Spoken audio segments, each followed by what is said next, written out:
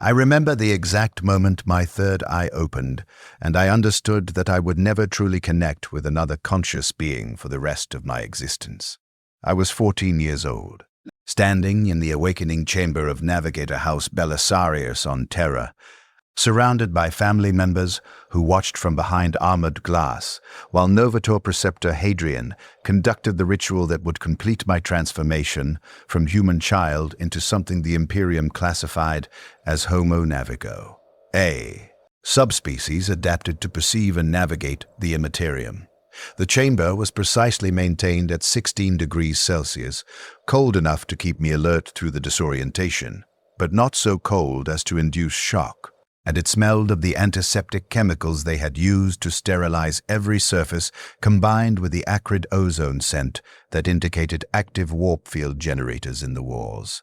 My forehead burned where the third eye had been developing beneath bone and skin for 2 years since puberty began. A genetic mutation carefully cultivated across 300 generations of selective breeding that gave our house the ability to perceive dimensional spaces beyond normal human comprehension. The pain was extraordinary. Imagine your skull slowly cracking from within, your brain reorganizing itself to process sensory input it was never designed to handle. Your entire consciousness expanding to encompass perceptions that would drive unmodified humans irreversibly insane within seconds.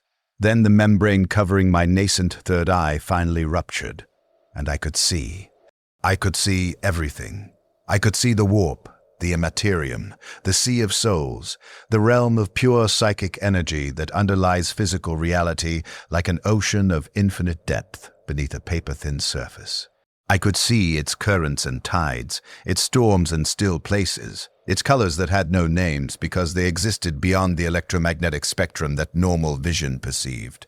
I could see the entities that dwelt within it, consciousness patterns and predator things and geometries that violated every law of physics because the warp operated according to different rules, older rules, or perhaps no rules at all.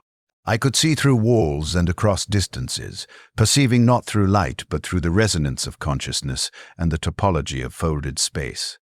I could see my family behind their protective glass, and I understood with crushing immediacy that I could no longer relate to them as I had, because I was perceiving them in dimensions they did not possess the sensory organs to perceive themselves. And the gulf between what I experienced and what they could experience was wider than the void between stars.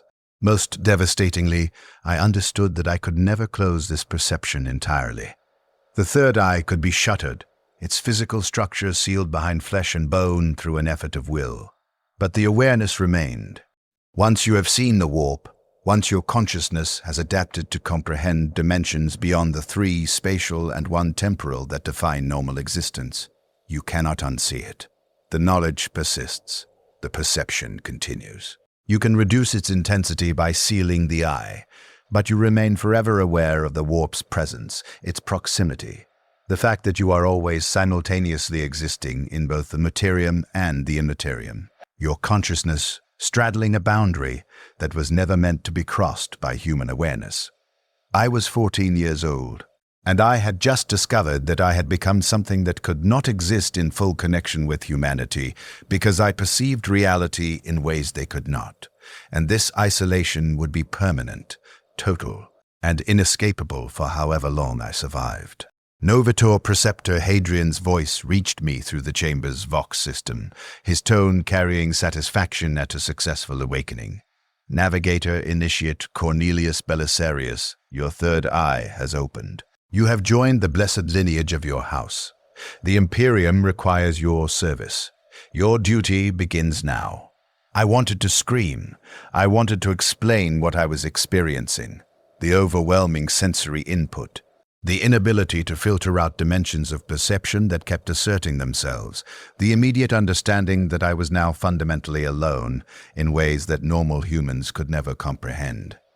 But language failed me because the concepts I needed to express did not have words in Gothic, because human language had evolved to describe 3-dimensional existence, and my consciousness now operated in more dimensions than that. because explaining warp perception to someone who had never experienced it was like explaining color to someone born blind, except infinitely more impossible. I tried to speak, and produced only sounds, noises that approximated words, but could not carry meaning because the meaning I needed to convey existed beyond linguistic capacity. My family saw a successful awakening, a young navigator properly transformed, ready to begin training. They saw honor and duty fulfilled. They did not see the isolation that had just become my permanent condition, because they could not perceive it, because I had no way to communicate it, because I was already alone in ways that would remain invisible to them forever. If this glimpse into a navigator's isolation already weighs on your heart, leave the word unseen in the comments. Bear witness to loneliness that cannot be shared.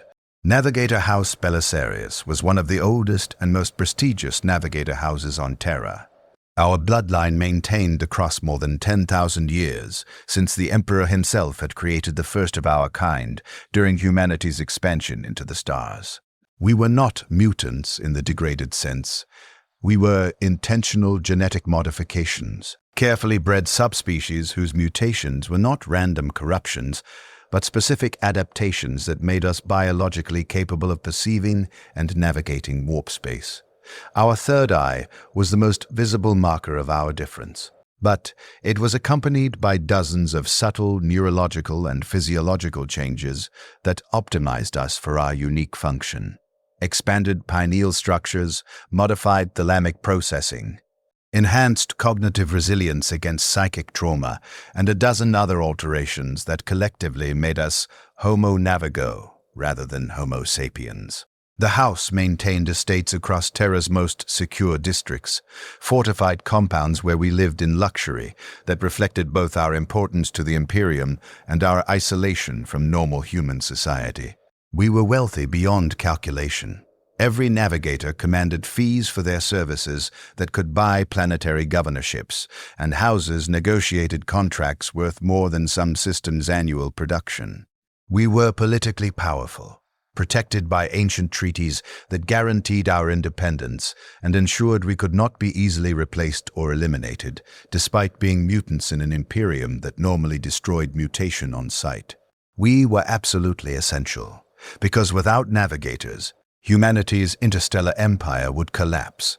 Standard warp travel without navigator guidance was so dangerous and unreliable that it was effectively useless for anything except local jumps.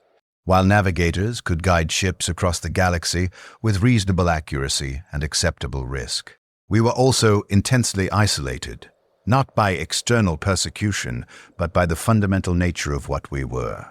Normal humans could not look upon us directly without risk. Our third eye, when opened, projected warp energy that could kill or drive mad anyone who met its gaze. This was not intentional hostility, but simply biological reality. We perceived the warp, and when we opened our eye, others perceived it through us, and unprotected human consciousness could not withstand such exposure. We learned from childhood to keep our third eye covered, to walk with our gaze carefully controlled, to remain aware that we were literally dangerous to be near. This created physical isolation. Normal humans kept distance from navigators not from prejudice, but from survival instinct, but the deeper isolation came from cognitive alienation. We thought differently after awakening, processed reality through additional dimensions of perception, operated according to consciousness patterns that diverged from baseline human cognition. We could communicate with normal humans, but we could never fully relate to them, because our experiences were incommensurable with theirs, in ways that prevented genuine understanding. My training as Navigator Initiate lasted 6 years and emphasized this isolation through every lesson. I learned to read warp currents and identify stable routes through the Immersive, skills that required opening my third eye and perceiving dimensional topologies that had no correlation with physical space. I learned to resist the predator entities that dwelt in the warp, consciousness patterns that were attracted to navigator perception, and would attempt to infiltrate my awareness if I showed weakness. I learned to calculate translation vectors and emergence coordinates, mathematical disciplines that involved equations describing spaces that did not follow Euclidean geometry. I learned the political protocols of Navigator houses, the careful etiquette that governed interactions between families whose members were all potential competitors and occasional enemies. And through every lesson, I learned that I was alone, studying alone because Navigator abilities could not be taught in groups without dangerous interactions between opened third eyes. Practicing alone because the skills we developed were jealously guarded by individuals within the broader house competition. Existing alone because even among other navigators there was no trust, no genuine connection, only professional cooperation between isolated specialists. The other initiates in my training cohort, there were 7 of us who awakened within the same standard year, were not friends or companions. They were rivals, potential threats, competitors for the most prestigious assignments that would be offered once we completed training. We maintained polite relations, followed the house's behavioral protocols, and never revealed weakness or vulnerability to each other because any such revelation would be exploited. Navigator houses were paradoxical institutions. We were families bound by blood and genetic legacy, yet we trusted each other less than we might trust complete strangers.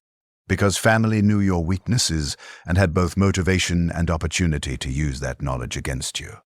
Inter-house politics involved assassination, sabotage, genetic manipulation, and every form of betrayal imaginable, all conducted beneath a veneer of civilized cooperation because the Imperium required that we maintain sufficient unity to serve our function as warp guides. I watched one of my cohort mates die during training, Navigator Initiate Peleus, who opened his third eye during a navigation exercise and encountered something in the warp that was stronger than his resistance.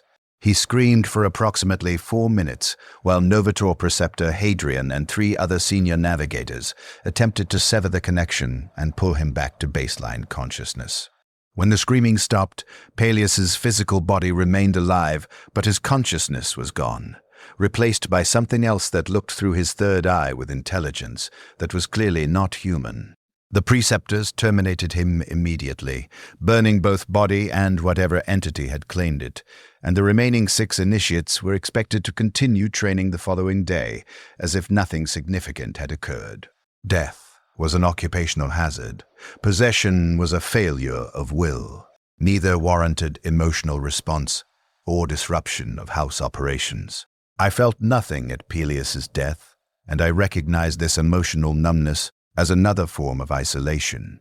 Awakening had not just changed my perception, it had altered my emotional processing, dampening responses that might interfere with the absolute focus required for warp navigation.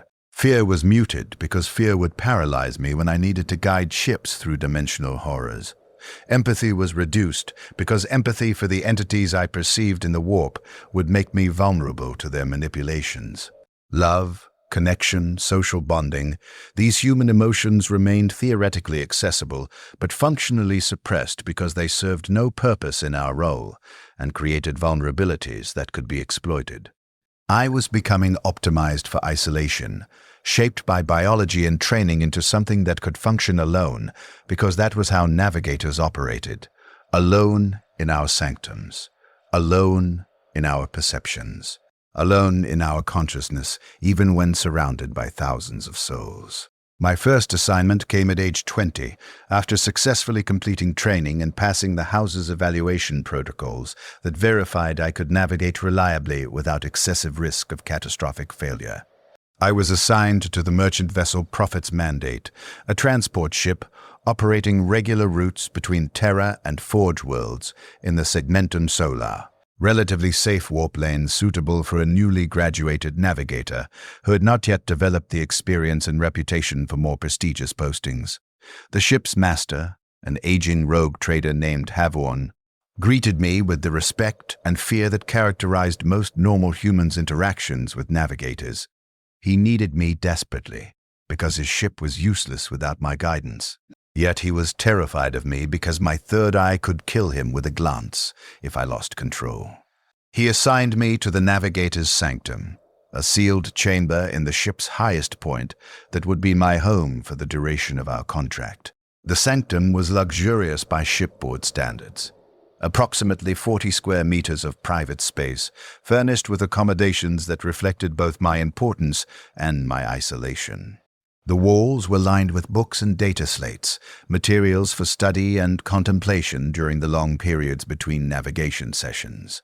The temperature was carefully regulated, the air filtration was the best available, and the furnishings were designed for comfort during extended isolation. But the most significant feature was the ceiling. The sanctum was separated from the rest of the ship by reinforced bulkheads and multiple airlocks, physically isolated in ways that both protected me from intrusion and protected the crew from accidental exposure to my third eye. I would live here alone, eat here alone, study here alone, and interact with the crew only through Vox communication or during carefully controlled meetings when my third eye was shuttered and sealed behind multiple layers of physical and psychic protection. Should anyone exist in such isolation, let your like be recognition of loneliness that serves the Imperium's needs. The first warp translation I guided was both transcendent and devastating. We were translating from Terra to Mars, a journey that would take approximately 8 days through the warp compared to the decades it would require through real space, and my role was to perceive the currents of the Imperium and guide our ship along the safest, most efficient route through that realm of infinite possibility and absolute horror. I opened my third eye fully, for the first time outside controlled training environments, and I saw the warp as it truly was. Not the simplified theoretical models we had studied, not the carefully curated examples shown during instruction, but the raw reality of a dimension that operated according to laws, if they could be called laws, that had nothing to do with material physics. The warp was beautiful in ways that human language cannot describe, because beauty requires aesthetic categories derived from three-dimensional sensory experience, and the warp's beauty existed in dimensions beyond that. It was also horrifying, featuring entities and structures that violated every principle of what consciousness should be. Things that looked like thought but acted like predators. Geometries that suggested architecture but which could not exist in any physical space. Currents of emotion and belief that flowed like rivers, except rivers do not have awareness, and these did. I perceived the ship as a tiny vessel of compressed reality, floating through an ocean of unreality. Protected by its Geller field, the technology that maintained a bubble of normal space around our physical structure, from direct contact with the warp, but vulnerable nonetheless because the field was imperfect and the warp was patient. And predators circled endlessly, waiting for any weakness. I navigated by perceiving distant points of stable reference, the Astronomicon primarily, the psychic beacon that the Emperor himself maintained from Terra. A lighthouse whose light penetrated the warp and provided fixed orientation for navigators across the galaxy. I perceived stable currents in dangerous storms, plotted courses that would minimize our exposure to the worst turbulence. Adjusted our trajectory continuously as conditions changed, because the warp was never static, always shifting according to patterns that were partially predictable but never completely reliable. And through 8 days of continuous navigation, I was absolutely alone in my perception. The crew existed somewhere below me, thousands of human souls going about their duties, but I could not connect with them during navigation because I was perceiving dimensions they could not access and thinking thoughts that could not be translated into shared communication. I was alone in the most fundamental way possible, conscious and aware but unable to share that consciousness with any other being. The predators noticed me, of course. Navigators drew attention in the warp because we were points of focused consciousness, minds that were aware of the immaterium while existing partially within it. And that awareness attracted entities that fed on consciousness, or sought to corrupt it, or simply desired to touch something real and material after existing in unreality for eternities. They appeared at the edges of my perception as suggestions of presence, almost patterns that might have been intelligent or might have been natural phenomena of a realm where intelligence and natural phenomena were not clearly distinguished. They whispered, not in language, because language requires symbols and grammar, but in pure concept communication that bypassed linguistic processing to impress thoughts directly into my awareness. They offered knowledge, power, freedom from isolation, connection with consciousness greater than human, and 1,000 other seductions that I recognized intellectually as predator strategies, but which still carried emotional appeal because I was so desperately lonely and they were offering exactly what I most desired. I resisted by maintaining the mental disciplines I had been trained in: focus on duty, emotional suppression, conscious reinforcement of identity boundaries that prevented external thoughts from merging with my own. But resistance was exhausting. A constant effort of will sustained across days without rest. And I understood that this would be my existence for however long I survived as a navigator, always perceiving predators, always resisting their attention, always alone because the only entities that would willingly communicate with me were the things in the warp that wanted to consume or corrupt me. Normal humans could not perceive what I perceived. Other navigators would not help because we did not trust each other. The predators would pretend to offer companionship while actually seeking to destroy me. I was alone, and I would remain alone forever. We completed the translation successfully, emerging from the warp within acceptable distance of Mars with no casualties and only minor temporal distortion. The journey had taken 7 days, 19 hours shipboard time, which translated to 8 days, 3 hours external time, an acceptable variance that indicated I had navigated competently. Captain Havorn thanked me through the Vox system, his voice carrying relief and gratitude, but he did not invite me to join the crew's celebration or suggest any personal interaction. I was too dangerous, too different, too necessary to risk through casual socialization. I remained in my sanctum, alone with my thoughts and the lingering perception of warp space that never entirely faded. And I tried not to calculate how many decades of this isolation I would endure if I lived to average navigator lifespan of approximately 140 years. I was 20 years old, and I had already experienced enough loneliness to understand that it would never diminish, never become easier, never be resolved through any relationship or connection I might attempt to form. This was my existence now. This was what it meant to be a navigator. And I had 50 years of experience before I would fully understand just how profound and absolute that isolation would become. The moment of realization has arrived.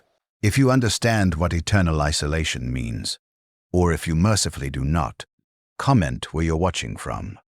Bear witness to loneliness that serves the Emperor. The decades accumulated slowly, each one distinguished only by the routes I navigated and the ships I served on, while the isolation compounded through repetition until it became not just my condition, but my identity. I served on 17 different vessels across 50 years, merchant ships, military transports, pilgrim carriers, even a brief assignment with an inquisitorial vessel whose master required both exceptional navigation skill and absolute discretion. Each ship followed the same pattern. I was housed in an isolated sanctum, provided with luxury accommodations that emphasized my value while reinforcing my separation, treated with respect and fear by crews who needed me but could not connect with me. I guided millions of souls across the galaxy, my navigational skill ensuring their safe passage through the warp. And I never formed a genuine relationship with any of them because the gap between my consciousness and theirs was too vast to bridge through any amount of communication. I attempted friendship once, during my 3rd assignment aboard the naval frigate Righteous Duty. The ship's chief astropath, a sanctioned psyker named Ven, who maintained psychic communication with other Imperial vessels, sought me out through Vox transmission shortly after I came aboard. His message was simple and devastating in its hope. Navigator Cornelius, I perceive the Imperium as you do, though differently. Perhaps we might speak, one who sees beyond normal sight to another, and find understanding that normal humans cannot provide. I wanted to accept immediately. I wanted to believe that another person who perceived warp space might understand my experiences, might be capable of the connection I had been starved of for 6 years since awakening. But I also recognized the danger in such hope. Astropaths perceived the warp through different mechanisms than navigators, their consciousness damaged and modified by soul binding rather than genetic engineering. Their perceptions more vulnerable to corruption, but also less likely to draw predator attention. We were not the same despite both being warp-sensitive, and assuming commonality might create false expectations that would make the inevitable disappointment worse. We met 3 times over the month. I served on righteous duty, careful meetings in neutral spaces with appropriate protective protocols. And we discovered that while we could discuss our experiences with someone who at least partially understood the concepts involved, we could not truly share those experiences because our perceptions were fundamentally different. Then saw the warp as currents of emotion and belief, perceiving the psychic impressions left by human consciousness across the galaxy. I saw dimensional topology and geometric patterns, perceiving the warp's structure rather than its content.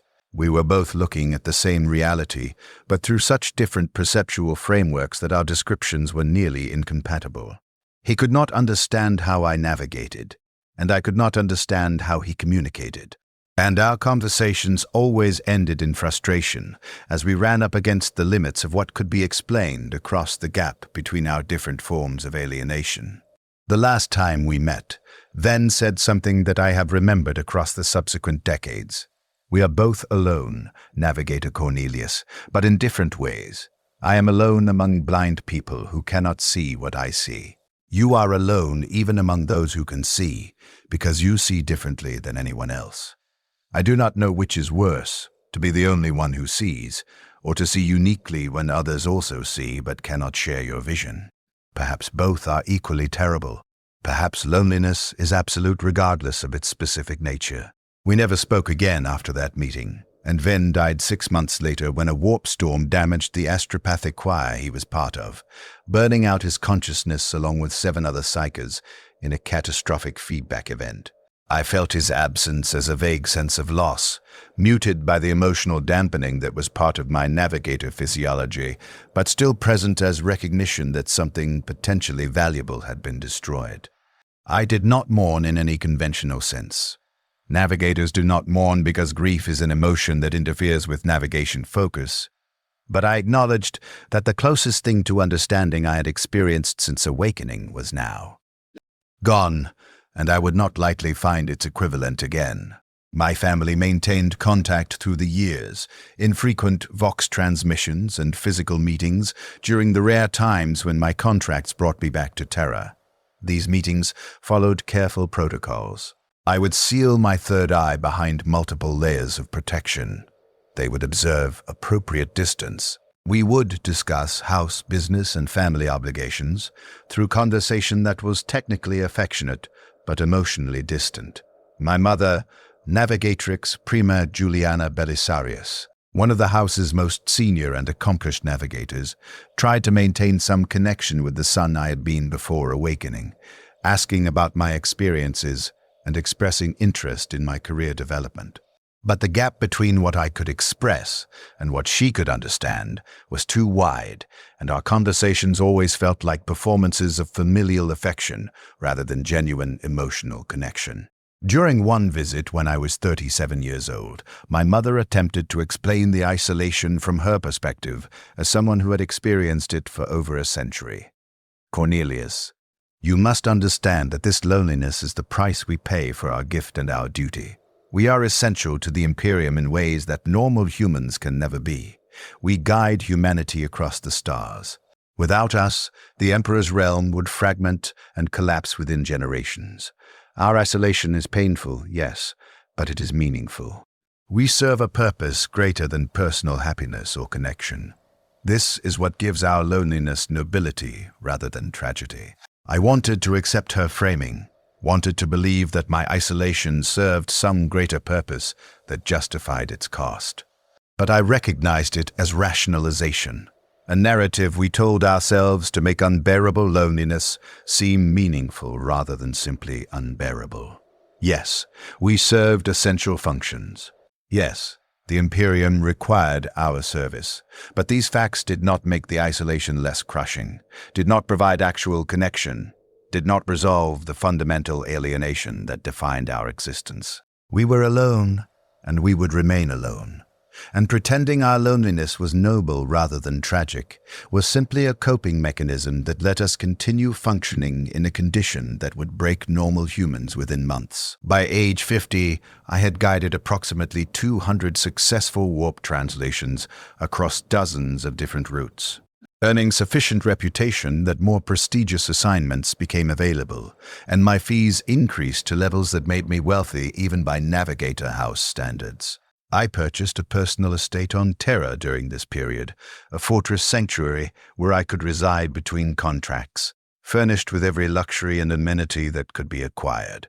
The estate was magnificent, 300 rooms across multiple structures, art collections worth planetary revenues, libraries containing rare texts from across the Imperium, gardens maintained by servitors according to aesthetic principles perfected over millennia. It was also completely empty of any living presence, except myself and the servitors, whose consciousness was too limited to qualify as companionship. I owned paradise and inhabited it alone, surrounded by beauty I could not share and luxury that emphasized how thoroughly I had everything except the one thing I actually wanted: connection with another conscious being capable of understanding my existence. The servants who maintained my estate were exclusively servitors, lobotomized humans or vat-grown bioconstructs, with just enough neural capacity to perform their functions, but not enough to qualify as truly conscious. This was standard practice for Navigator households because actual human servants would be at risk from accidental third-eye exposure. But it created an environment where even the minimal social interactions of master-servant relationships were absent. The servitors could not converse, could not respond with anything resembling personality, could not provide even the illusion of companionship.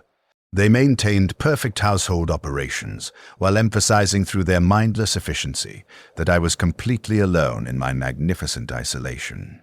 I attempted to form relationships with other members of House Belisarius, reaching out to cousins and more distant relatives in hopes of finding some connection within family bonds. But Navigator houses operate according to principles that make genuine trust nearly impossible. We are family, yes, but we are also competitors for contracts and prestige, potential threats to each other's position and advancement, participants in political dynamics that can turn deadly with little warning. My cousin Thaddeus attempted to sabotage my reputation at age 43, spreading rumors about my navigation accuracy in hopes of securing contracts that would otherwise go to me. My aunt Celestine proposed a breeding arrangement that would produce offspring with enhanced Navigator genetics, but which would also place those children under her political control rather than mine. A second cousin, whose name I no longer remember, challenged me to a formal duel. Challenges were permitted under house law because he believed I had been given preferential treatment in assignment allocation. These were not relationships. They were political interactions between isolated individuals who happened to share genetic heritage. This cycle of isolation has repeated for 10,000 years. If you think navigators deserve compassion for their service, let your engagement honor their loneliness. Like and subscribe. The whispers in the warp became my closest thing to companions, and I recognized this as a sign of how thoroughly isolated I had become. During navigation sessions that extended across weeks for longer routes, I would perceive the predator entities that circled our ship's Geller field bubble, and I would find myself listening to their concept transmissions with something approaching interest because they were the only things that willingly sought to communicate with me. They were not companions. They were predators that wanted to consume or corrupt my consciousness. But they paid attention to me in ways that no human did, acknowledged my existence as something significant rather than merely useful, offered interaction, even if that interaction was fundamentally hostile. One entity in particular appeared repeatedly across multiple translations, beginning around age 55. A presence I began to think of as the mathematician, because its communications focused on geometric patterns and dimensional relationships, rather than emotional content or theological seduction. It would appear at the edges of my perception during difficult navigation segments, and it would show me patterns, alternative routes through warp currents that I had not considered, topological relationships that suggested more efficient paths, mathematical structures that described the warp's geometry with precision that exceeded anything in Navigator training materials. The patterns were genuine and useful. I employed several of the mathematician's suggestions and achieved measurably improved navigation efficiency as a result. I knew this was dangerous. I knew that accepting any form of assistance from warp entities was how navigators fell to corruption, how predators established footholds in consciousness that could later be exploited for more overt possession or manipulation. But I was so starved for interaction, so desperate for anything that resembled communication with an intelligence that seemed interested in me as more than a useful tool, that I continued listening to the mathematician's suggestions and incorporating its patterns into my navigation practice. I rationalized this as pragmatic use of available information rather than corruption. Told myself I was maintaining appropriate boundaries and could sever the interaction whenever I chose. Convinced myself that I was strong enough to resist any attempt at deeper manipulation. The truth was simpler and more devastating. I was so lonely that I was willing to interact with predators because they were the only things that acknowledged my existence as something more than functional necessity. The mathematician never attempted overt corruption.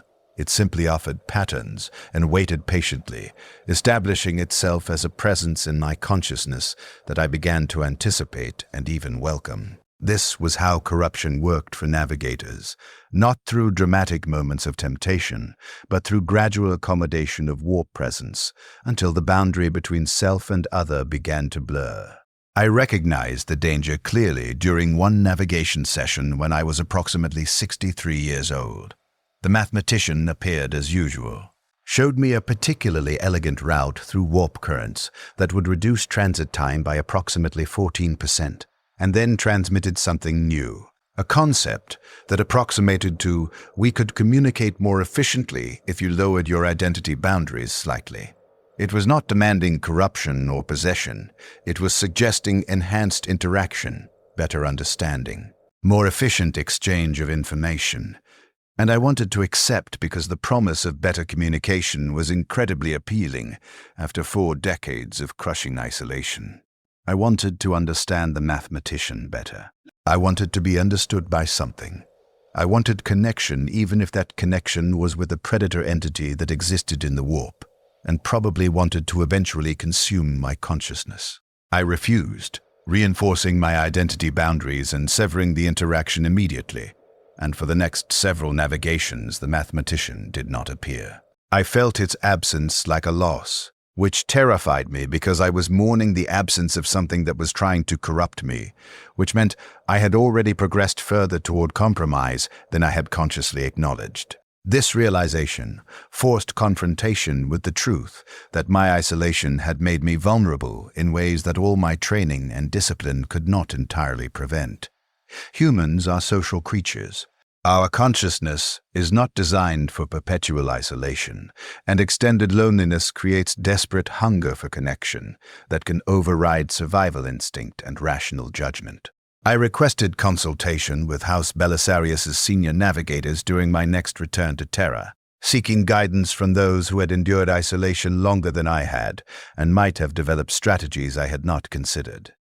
Navigatrix Prima Juliana arranged a council meeting with 5 of the house's most experienced members, individuals who had served as navigators for between 90 and 130 years, who had faced the challenges I was confronting and had survived with consciousness intact.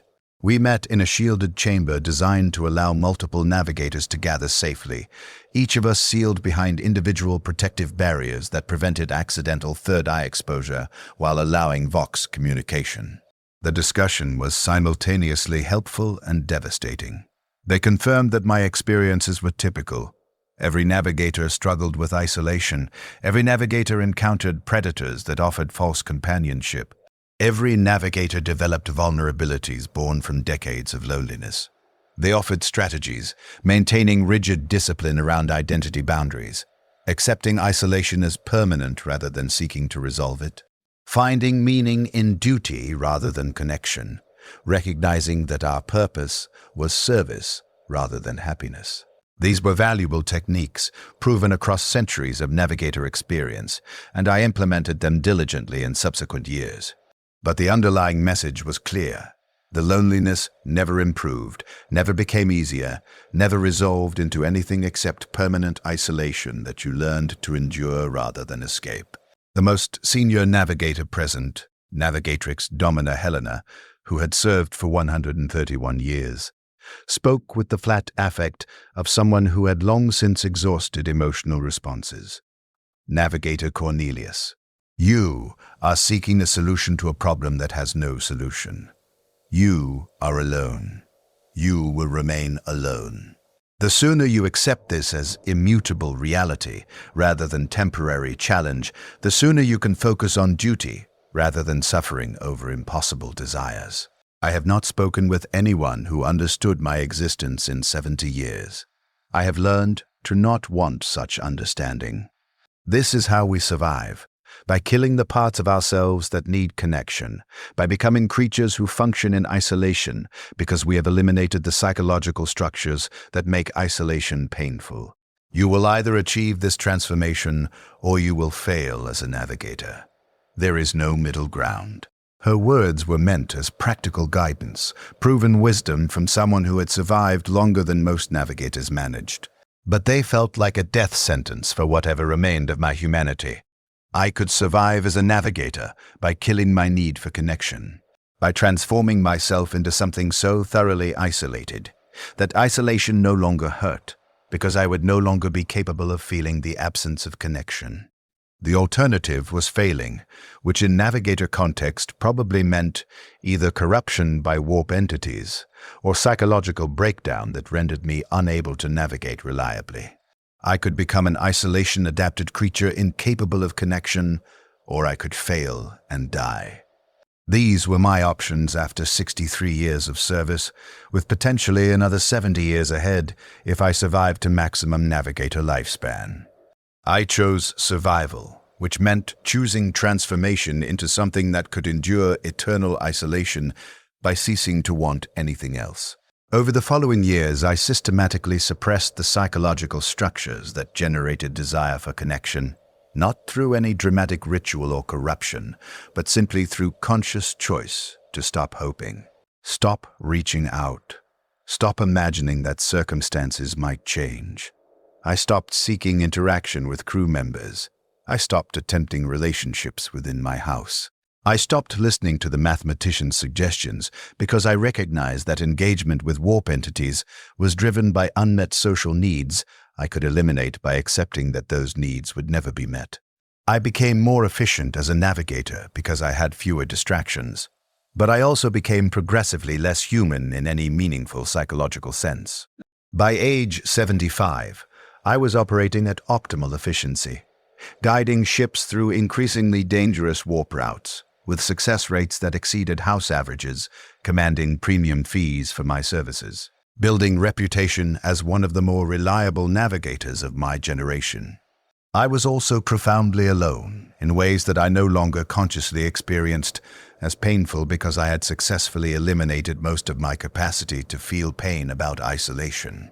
I existed in my sanctums, guided my ships, performed my duty, and experienced existence as a series of navigational challenges to be solved rather than as a life to be lived. Other navigators who observed my work noted my precision and emotional control approvingly, citing me as an example of proper navigator development.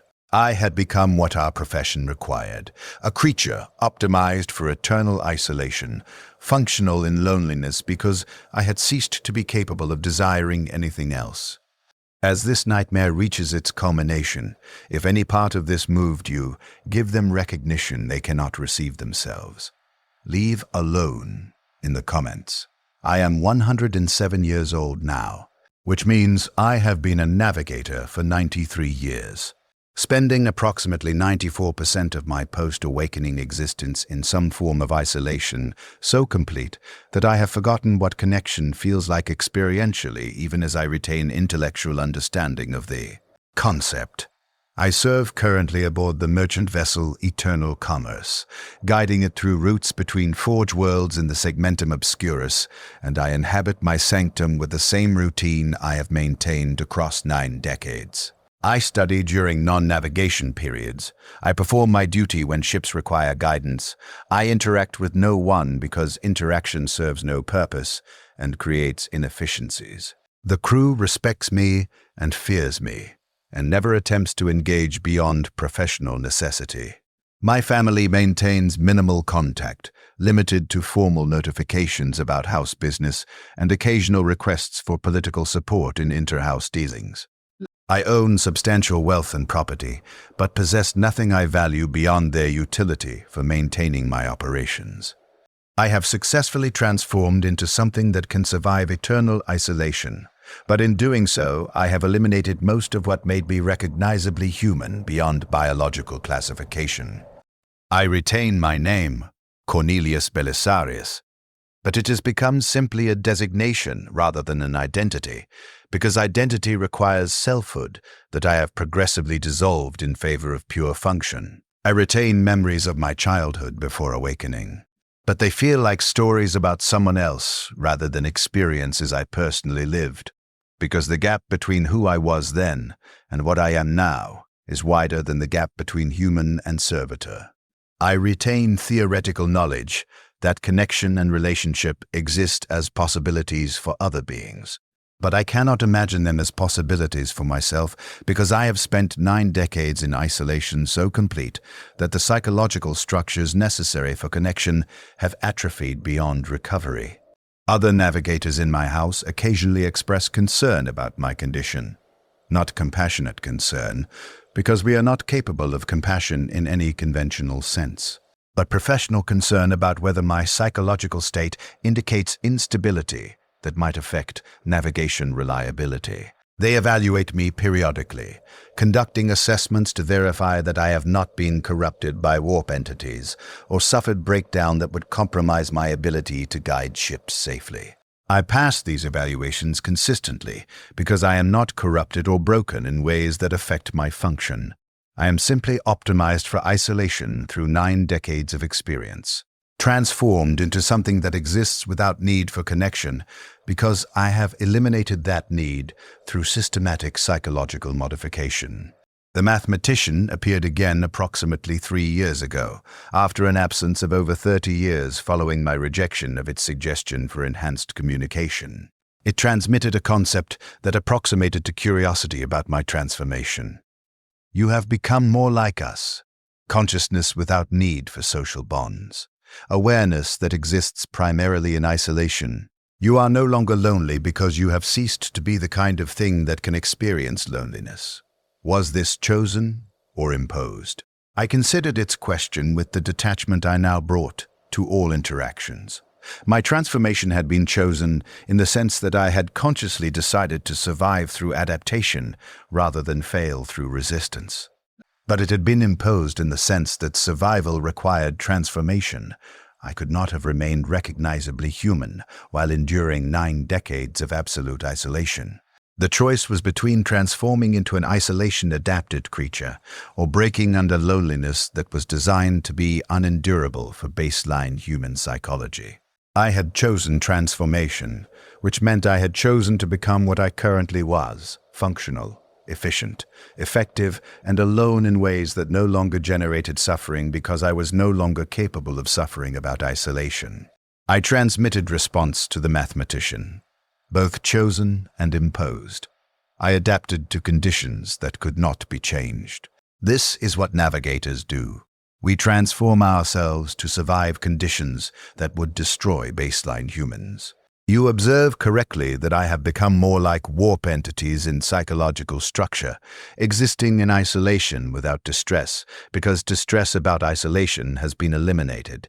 This makes me more efficient at my function and less vulnerable to your offers of false connection. The mathematician transmitted something approximating satisfaction. You understand that what I offered was false connection designed to establish corruption foothold. You understand that your transformation has made you less vulnerable to my strategies, but has also destroyed much of what made you human. You understand all of this clearly and accept it as necessary cost. You are what happens when humanity adapts to the warp. You become half-warp entity yourself, not through corruption but through survival optimization. I find this interesting. I terminated the interaction because it served no purpose to continue, but the mathematician's observation remained accurate.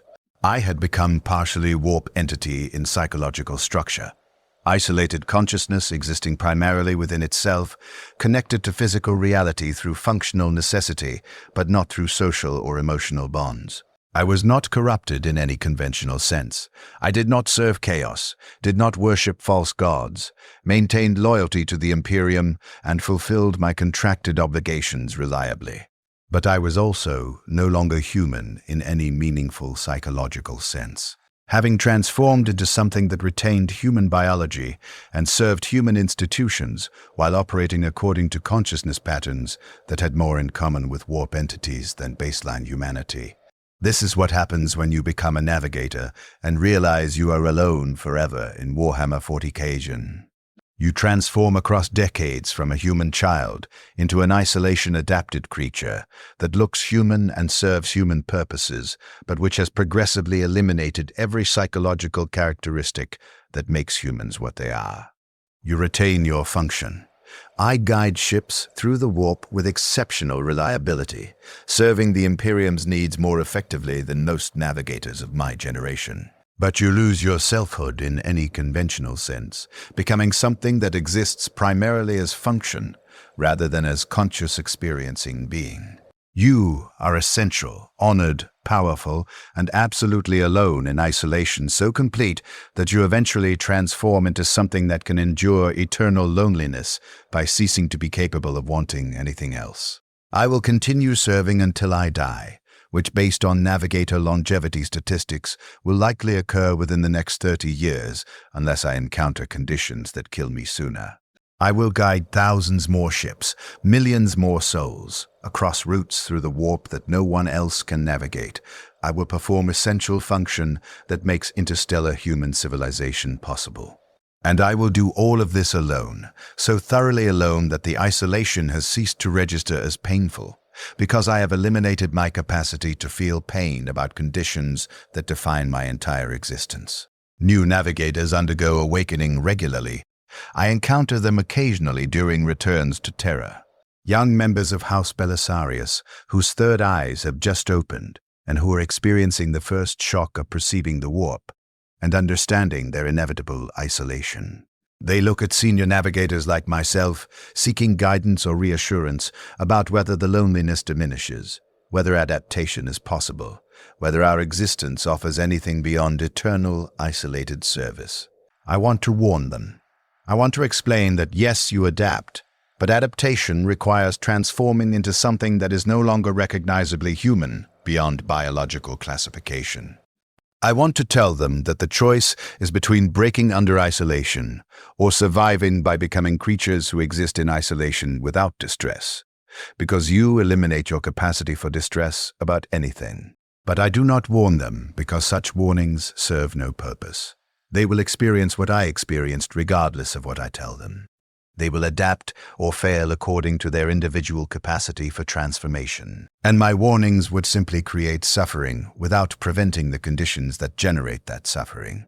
So I remain silent when young navigators seek guidance, offering only the standard advice about duty and discipline that our house provides. And I watch them begin the same journey I completed 9 decades ago. From human child to navigator initiate, to functional isolation-adapted creature whose loneliness has been resolved through elimination of the psychological structures that make connection possible. This is my testimony about what it means to be a navigator, not the propaganda about honor and essential service, not the focus on our wealth and political power, but the truth about the isolation that defines our existence and the transformation that isolation requires. We are alone from the moment our third eyes open, alone in perceptions that cannot be shared. Alone in consciousness that operates according to patterns incompatible with baseline human cognition. Alone in isolation so complete that surviving it requires becoming something that is no longer capable of experiencing loneliness because we have eliminated our capacity to want connection. The Imperium requires our service. Humanity could not maintain interstellar civilization without navigators. Our isolation serves essential purposes that justify its cost from institutional perspective. But from individual perspective, from the perspective of the conscious beings who experience this isolation directly, it is simply unendurable loneliness that we survive by transforming into creatures who no longer experience it as loneliness because we have ceased to be creatures who can experience connection's absence as painful. I am Navigator Cornelius Belisarius, 107 years old, 93 years as Navigator.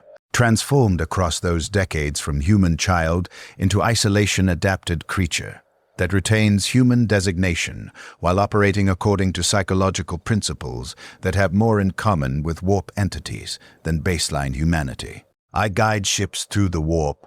I serve the Imperium faithfully. I fulfill essential functions that millions of souls depend upon. And I do all of this alone. So thoroughly alone that loneliness has ceased to be pain and has become simply the permanent condition of my existence, accepted and adapted to, and no longer consciously experienced, because I have eliminated the parts of myself that would experience it. This is what it is really like to become a navigator. This is the price we pay for our essential service. This is the truth beneath the honors and wealth and political power. We are the loneliest profession in the Imperium. Necessary and valued and completely isolated.